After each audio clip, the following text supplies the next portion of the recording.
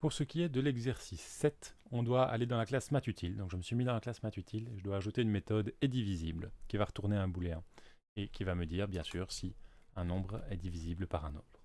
Donc j'ai un nombre A, un nombre B et je dois dire vrai si le premier est divisible par le second. Donc rappelez-vous, on évite de faire le coup du if A divisé par B, enfin A modulo B est égal à 0, alors return true. On peut directement return la condition elle-même. Donc ici, je peux faire un return de A modulo B égale 0. C'est quand même plus rapide à écrire. Maintenant, au début, vous allez écrire parfois des if conditions, alors retournez vrai, sinon retournez faux. Mais prenez l'habitude de simplifier ça en retournant simplement votre booléen comme ça. Alors attention, ici j'ai oublié le statique. Si je ne le mets pas, je vais avoir des problèmes plus tard.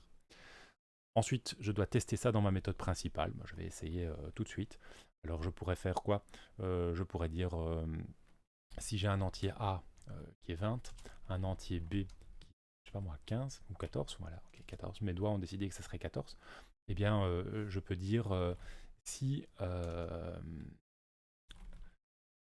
si est divisible A par B, voilà.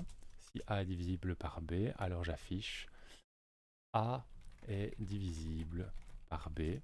Sinon, j'affiche A n'est pas divisible par B. Attention, ça ne veut pas dire que B est divisible par A, hein, pas du tout. Il n'y a aucune raison.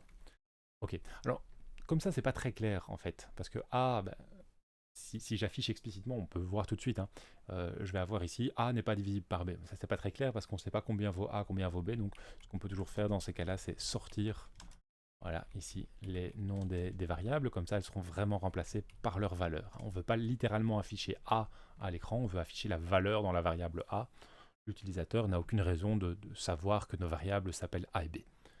Et donc quand j'affiche ceci, je vois 20 n'est pas divisible par 14, c'est quand même plus clair. Et si vous voulez simplifier un petit peu plus cette expression, eh bien on va pouvoir afficher ceci. On pourrait écrire A plus un petit espace plus est ou n'est pas. Et puis après j'écrirai divisible par. Et puis après j'écrirai B. Et ça pourrait marcher. Et alors il suffirait que j'ai une variable est ou n'est pas qui vaut soit est, soit n'est pas. Ok. Et ça dépendra de cette condition-là.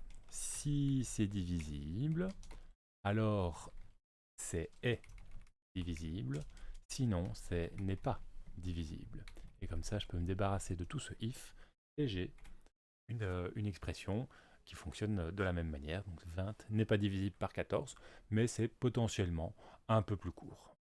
Le gain n'est pas franchement évident, mais c'est une possibilité.